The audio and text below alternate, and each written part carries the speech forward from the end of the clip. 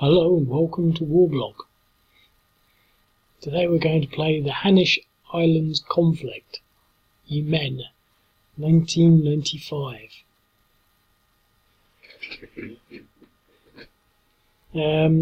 Probably best to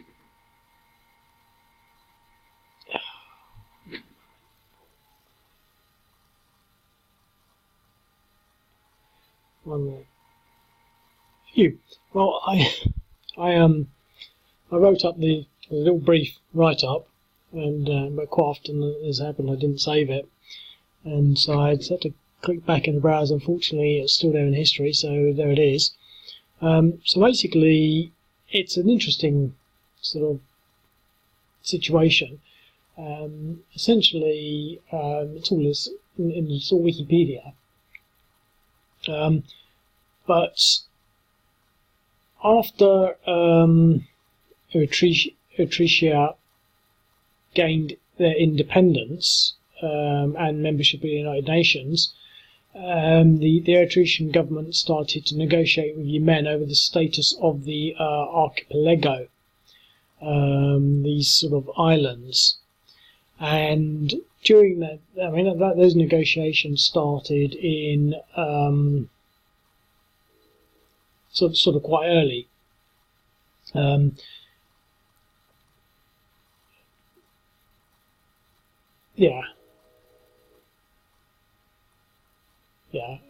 can't remember the exact dates.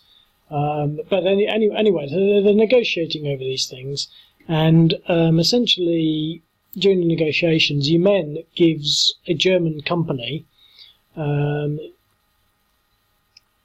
rights to build a hotel and a diving school on Hanish al-Kabir, Greater Hanish, which is this one here, Hanish al-Kabir.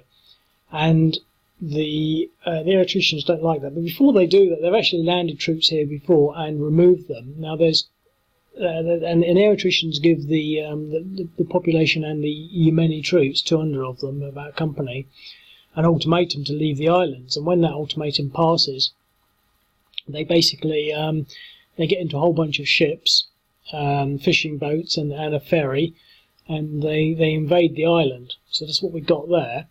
And they don't necessarily make air landings, but they also bring in some troops by air. I get the feeling they, after they've secured an airfield, and so you've got basically an air mobile company. It takes them 3 days to clear the island. There's not a huge number of people killed, but the Eritreans lose 12, and the Yemenis lose 15. And there's 196 captured, so interesting. And then following on from that, in this sort of other document, it states, basically they invade on the 15th, that's when the fighting starts, and on the 17th, the presidents of Ertirea and Yemen agree via telephone to a ceasefire. The truce was to have been monitored by a committee of 4, including a senior officer from each side and a diplomat from the US embassies in Asmara and Sana'a. However, Yemen accused Eritrean forces of seizing Hanish al-Kabir on the 18th of December, despite the ceasefire.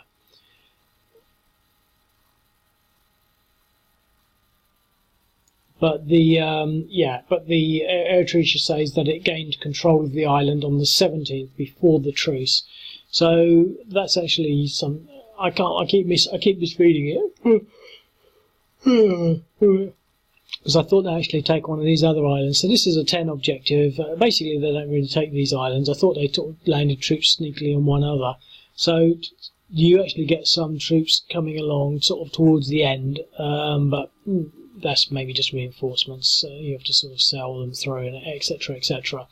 So let's get straight to it and play it. So essentially, they're building a hotel and a scuba diving training centre, and we can't have that. So we're going to land in fishing boats and a ferry.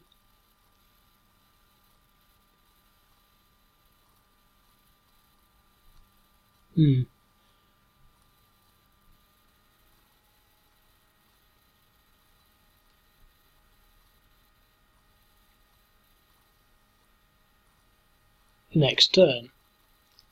See, that delay gives the Yemeni units time to reorganize.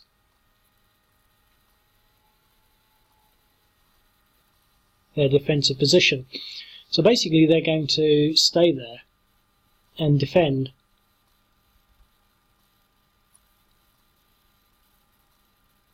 And I guess what they could do, yeah, it wouldn't make any difference. There's nowhere that, if they move there, the Eritrean units can land there, all onto there. If they move there, they can move there, and that will give them a plus 10%. If they move there, they can move there. And this is it's probably best to move there actually. That means that they can't get 10% because they can't get there, so they have to land everything into this objective, and it's just a nominal objective. You know, the whole island really needs to be taken, and so it's now the Eritreans' turn. However,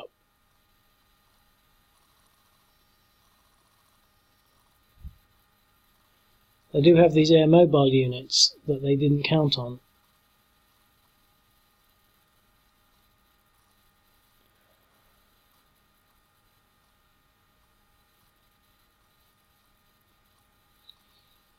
I think what we're going to do is put them there because we don't want them getting fatigued on the air defence, which is quite likely. So they've landed without any fatigues.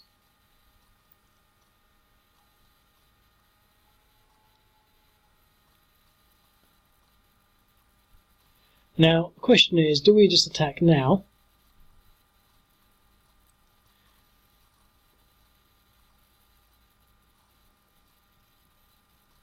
Or do we use some attrition first, just to see what happens? So we could attack, that would be 4, 8, 12, that would be a 3 to 1, but I think we can get the odds a little higher by getting the other unit in and maybe succeeding on an attrition roll, but that was failed. So,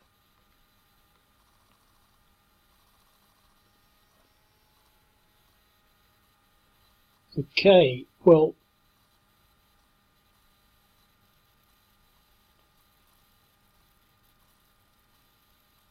it's an air assault on the Yemeni forces. That was quite hefty. And they're going to move there, which means that this unit probably won't be able to get into the attack.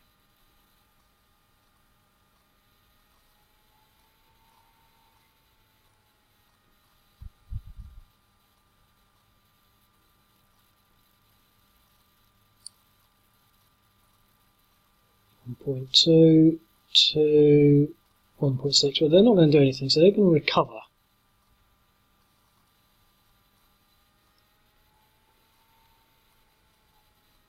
.2, 1.6. So they've got another air assault, but they're now dug in, so they're probably slightly harder to hit.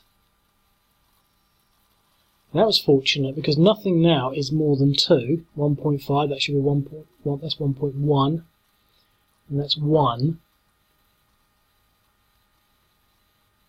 So, and they're going to move there. And we now got some Marines coming in.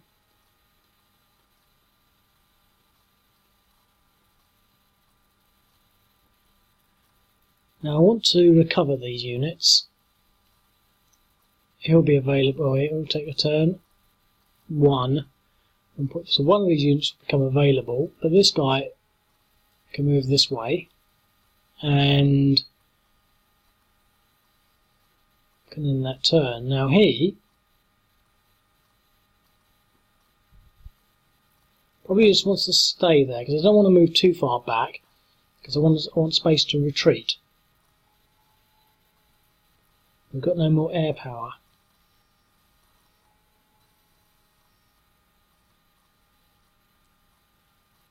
okay, this guy is fit, so he's going to move there.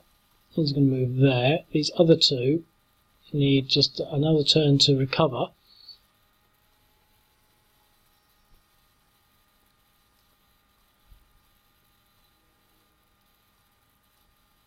And I'm going to try an attrition roll. 0.4. Okay. They're going to stay there because they're now going to dig in. Yep, so now they're even tougher.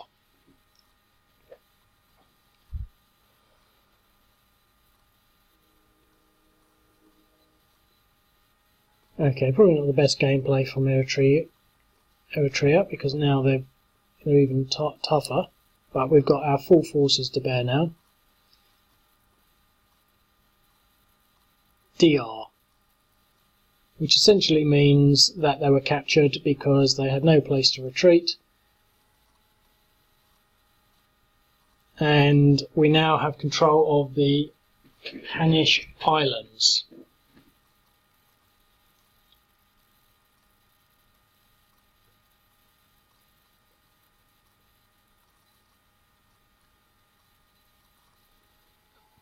So a ceasefire will now be announced.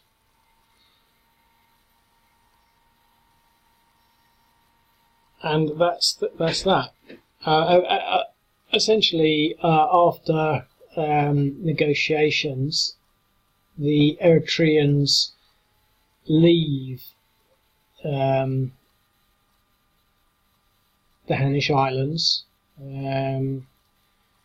The Yemenis blamed the several Israelis for directing the operation. The claim was based on several coded messages in Hebrew allegedly intercepted by Yemeni intelligence. But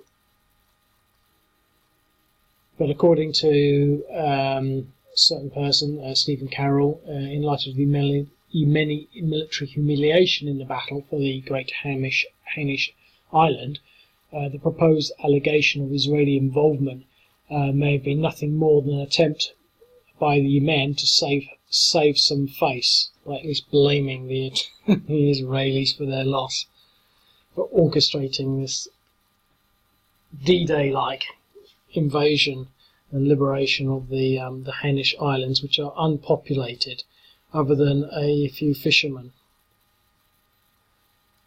which is quite bizarre, really, because when you actually look at it on Google Maps, well, obviously there it is, and it's got this picture here, Hanish Islands, and it's, oh look, it must have that. There's not. I've gone around the whole coastline. I've gone around the whole coastline looking for that, and it's not there. And I've read elsewhere it's unpopulated.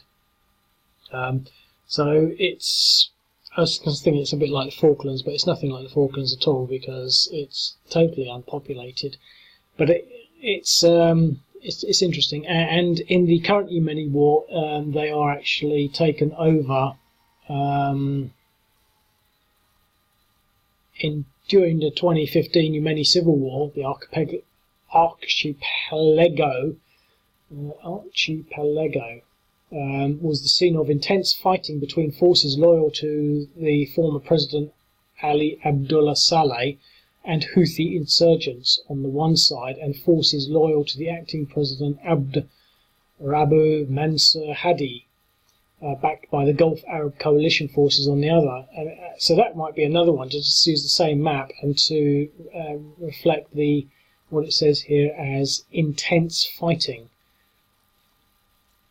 So there you go, you can add that to your list of battles for unpopulated islands. There's also rumours of oil, etc., etc. Okay, well that's it. Ironically, I'm just coming out to the 15-minute break, but I don't need it now. I'll have extended play, but that's that. So hope you enjoy that, and I'll speak to you later. Right?